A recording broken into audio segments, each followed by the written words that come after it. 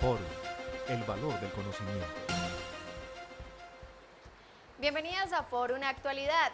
DIAN reitera tope de ingresos mínimos para aplicar retención en la fuente del artículo 384 del Estatuto Tributario en el caso de empleados. Para hablar de este tema, hoy nos acompaña el doctor Wilmar Campo. Doctor Campo, ¿en qué consiste la retención en la fuente mínima del artículo 384 del Estatuto Tributario? ¿Qué tal, Ana María? Digamos que esta es una de las modificaciones que nos trajo la Ley de Reforma Tributaria del año 2012, consistente en que en la aplicación de la retención en la fuente por ingresos laborales se debe determinar una retención mínima al comparar la retención en la fuente normal que veníamos aplicando el 383 con esta que incorpora el artículo 384 en el Estatuto Tributario. Doctor, entonces, ¿qué requisitos exige la norma para aplicar la retención en la fuente mínima del artículo 384 del Estatuto Tributario? Señala varias condiciones. La primera, que se trate de personas naturales que tengan la condición de empleados. Y para efectos de categorizar esta condición, establece la misma ley que será empleado a aquella persona que tenga ingresos brutos totales en un porcentaje igual o superior al 80% por la prestación personal y directa de servicios en una relación legal o reglamentaria u otra de carácter similar. Y en segunda instancia, que se esté tratando de esa persona que haya tenido la condición de declarante en el impuesto de renta en el año inmediatamente anterior.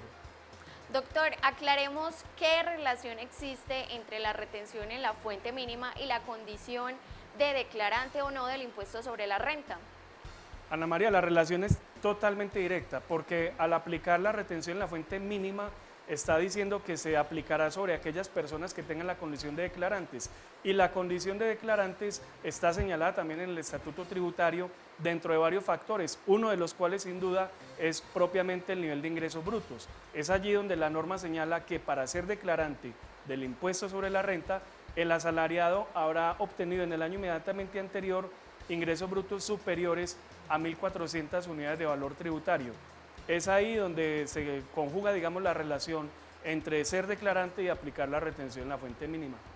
Doctor, entonces mencionemos cuáles son los requisitos en materia de ingresos para considerar a una persona natural que tenga la condición de empleado como declarante del impuesto sobre la renta.